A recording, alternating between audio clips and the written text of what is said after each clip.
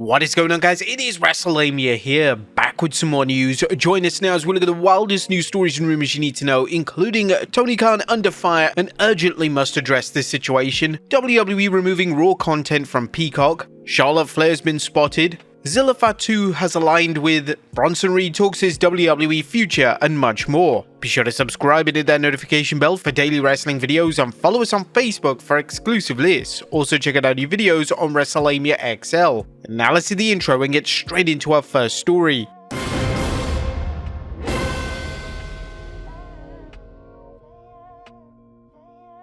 Our first story looks at Tony Khan under fire and urgently needs to address this. Rey Fenix is blasting AEW on social media, letting fans know why he's so upset with the company. As we reported yesterday, Fenix tweeted, "No one stays in a place where they received inhumane treatment." But Dr. Chris Featherstone prefaced his report by noting, "I received information from an AEW source on November 20th regarding the Lucha Brothers status, but did not report it as I was waiting for one of them to begin speaking their mind about the situation. I was told that was coming. I was told that the day that Penta's contract was soon ending with AEW, Rey Fenix did just that, spoke his mind. So here's some intel I received." According to Featherstone, the alleged excuse that Tony Khan found out about the Lucha Brothers being in talks with WWE is fake news, and the real reason will be revealed. Now, you may recall the rumors that there were talks between WWE and the Lucha Brothers, which could constitute contract tampering when one or more talents are under contract, which is why AEW President Tony Khan didn't let them out of their contracts. But he also continued saying there is a real story behind the situation with Rey Fenix, which is a huge injustice. Featherstone reports, "Expect the Lucha Brothers to go more in depth about their time in AEW when they are free and clear to do so, and when they do it, it's going to be ugly." Fenix even replied to the report saying, "And so far, the most accurate comment. And fortunately, due to contractual issues, I cannot speak now, but I will have my time." And then Fenix later tweeted, dropping a bombshell saying, "I needed a doctor, and you ignored me for months." Now, although AEW hasn't responded to Fenix comments, this is the latest example of the seemingly never-ending bad publicity that AEW generates. The company's problems with ratings and live attendances are bad enough, but mixing the repeated reports of a troubled locker room, and AEW supporters are now legitimately concerned about the company's future, despite its recent rights deal with Warner Bros. Discovery. The promotion's recent segment where Jon Moxley and his Death Riders crew tried to poison Orange Cassidy was panned, with most critics pointing to the controversial angle as a sign of how desperate and out of touch the promotion is. It'll be interesting to see what Rey Fenix has to say when his AEW deal expires and whether Fenix takes any legal action based on the idea that his medical issues were allegedly ignored.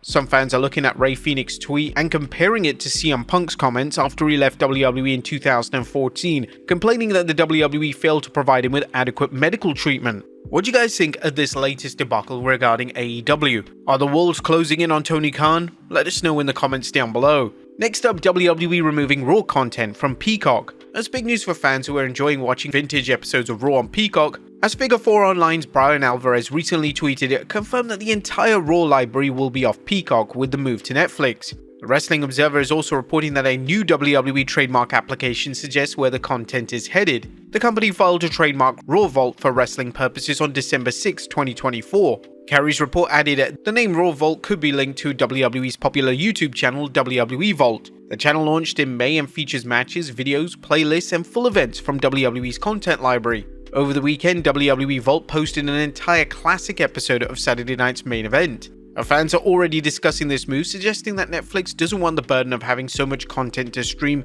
given the costs involved. However, some fans are also upset at the incredible amount of content the WWE owns but fails to show. The idea that YouTube will become a home for vintage content offers hope for fans who enjoy revisiting classic wrestling shows and events, or new fans looking to take a step back into wrestling history.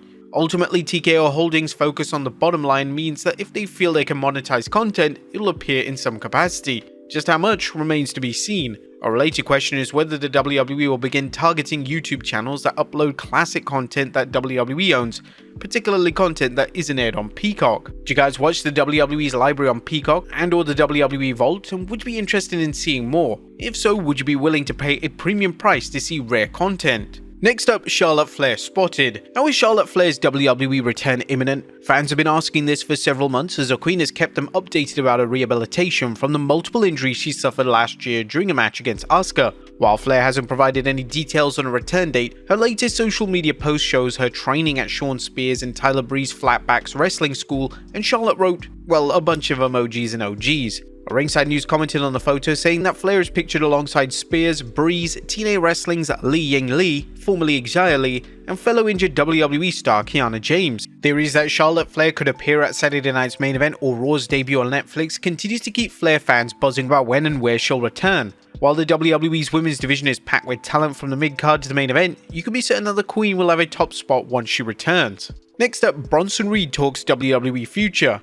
Bronson Reed is speaking out about his WWE future while he awaits surgery to repair the broken foot he suffered at this year's men's War Games match. Reed tweeted, "I believe that in this business you have to keep evolving. This is just another time to do so. Your outlook on situations can make or break you. My spirit is unbreakable." 2024 proved an epic year for Big Bronson Reed as he was thrust into the major feud with Seth Rollins, followed by Solo Sikoa recruiting him for his team at Survivor Series War Games. Reed rose to the occasion, showing fans an intensity in everything he did, and judging from his performances this year, don't be surprised to see him in an even bigger role when he returns from injury. Reed's positive attitude and his willingness to bide his time until the WWE gave him a proper push are further evidence that he has everything a promotion could want in a wrestler. We're currently sending our well wishes to Bronson Reed for a fast and full recovery. Next up, Zilla Fatu has aligned with, and what looks like Solo Sikoa has another target on his back, as Zilla Fatu, the son of WWE legend Umaga, called out the self-appointed tribal chief at a recent indie show in Wisconsin.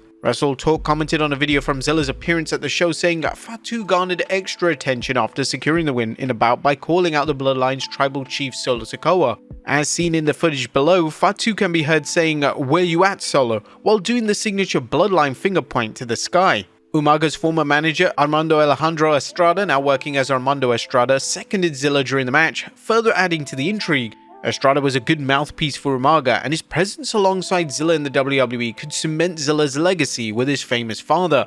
Zilla Fatu isn't in WWE yet, although many fans believe it's just a matter of time, but his continued taunts at Solo Sikoa have fans believing the WWE has a ready-made feud for when Zilla appears, especially when Zilla calling out Solo for using Umaga's Samoan Spike finisher. It's unknown whether the WWE would debut Zilla on the main roster or send him to NXT for further training, which many believe they should. Next up, Eric Bischoff under WWE Contract. And the former WCW Senior Vice President Eric Bischoff has made several appearances for the WWE. This and his constant criticism of AEW has led to speculation about whether Bischoff is under a Legends contract with WWE, but he addressed this during his 83 Weeks podcast. I just did 2 WWE episodes, one on NXT and one on WWE on A&E Network. 24 hours later, I'm on an MLW show, who by the way was in a lawsuit with WWE. I don't have a Legends agreement with WWE, I can't wait for the back paycheck to show up. I don't have a written agreement with anybody, I don't have a handshake deal with anybody. If they call and I'm available and it sounds fun, I'll show up. Bischoff's run as Raw General Manager during the early days of the brand split and his time as a character in WCW proved his value as an on-air talent, which is why different promotions still bring him in. Bischoff is just one of many WWE legends who have appeared during special episodes of NXT, and judging from shows such as the recent ECW theme NXT, the WWE has found the right formula for using nostalgia to bring viewers to NXT that might not watch the show regularly. And finally, Kevin Owens' interview has been praised. Last but not least, Fightful Select is reporting that Michael Cole's interview with Kevin Owens in KO's car on the most recent SmackDown was reportedly well received backstage in WWE. Owens allowed Cole to interview him in his car, claiming that he didn't want more run-ins with WWE security, although as fans saw, that didn't stop KO from ambushing Cody Rhodes later that night after Rhodes' match against Chad Gable. As we noted in our analysis of the 6th December edition of the Blue Brand, the segment was another example of the WWE thinking outside of the box with interviews. This follows a highly acclaimed empty stadium interview between Roman Reigns and Cody Rhodes before Bad Blood, and the recent sit-down talk between Reigns and CM Punk. What do you guys think of these unconventional interviews and talk segments? Let us know in the comments down below, and I'll see you next time with some more wrestling content.